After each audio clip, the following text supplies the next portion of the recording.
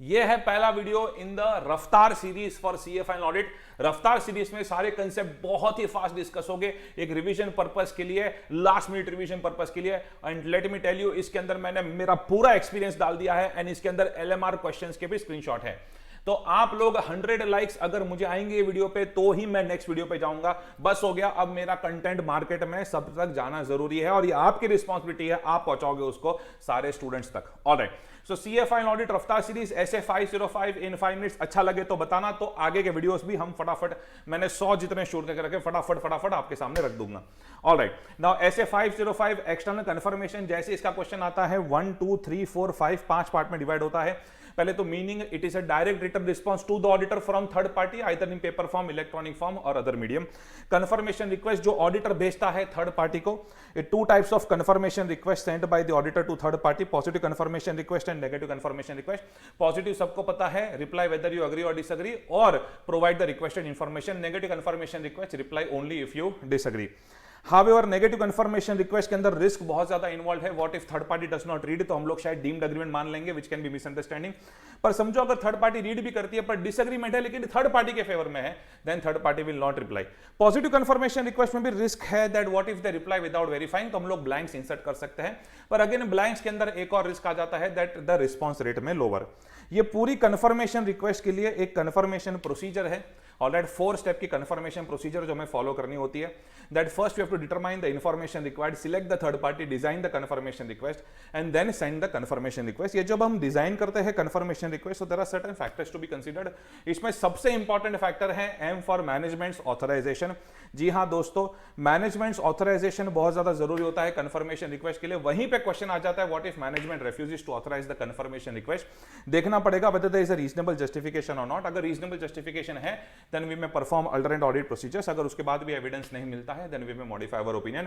however अगर reasonable justification नहीं है then we will communicate with TCWG and if समझो कि अगर वो लोग लिमिटेशन नहीं निकालते हैं, if limitation continues then we will consider impact on audit opinion and also the impact on other aspects of audit। Last point जो आता है वो है रिजल्ट्स ऑफ एक्सटर्नल कंफर्मेशन।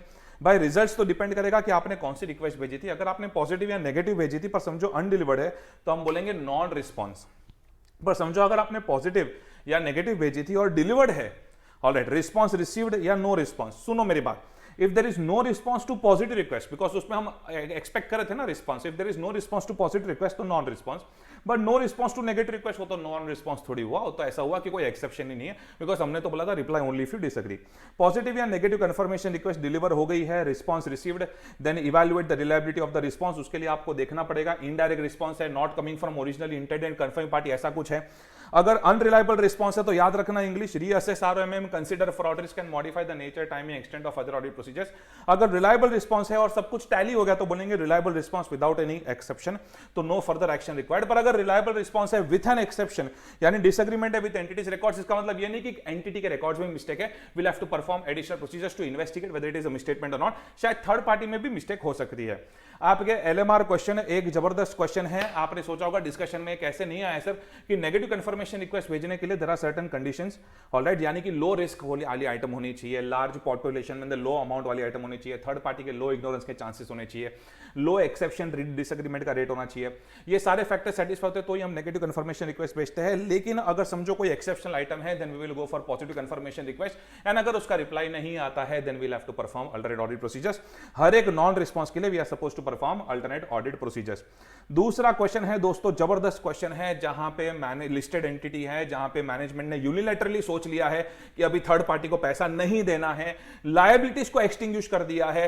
बहुत ही बड़ा ऑब्जर्वेशन है, it is a modified opinion और management बोलता है कि इसको की ऑडिट मैटर में लिख दो, तो हम बोलेंगे नहीं नहीं भाई, की audit matter can not substitute modified opinion.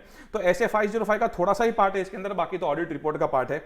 Next आपके सामने क्वेश्चन है ग्रूम लिमिटेड वाला, जो मॉड्यूल क्वेश्चन है, जहां पे रिस्पॉन्सेस आ चुके हैं, we have to evaluate the reliability of the response, लेकिन वो अनरिलायबल रिस्पॉन्स है। एक बार क्वेश्चन आंसर पढ़ोगे पता चलेगा। तो ये उसका मेन लाइन है, reassess ROMM, consider fraud risk and impact on related nature, time, extent of procedures.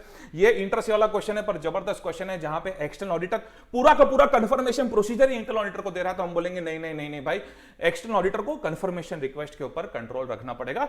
थोड़ा बहुत रिस्पॉन्स कोऑर्डिनेशन के लिए दे सकता है इंटरनल ऑडिटर को, बाकी पूरा का पूरा confirmation procedure internal auditor delegate नहीं कर सकता। अगर आपको अच्छा लगा जल्दी जल्दी लाइक, सब्सक्राइब, कमेंट कीजिए। Thank you.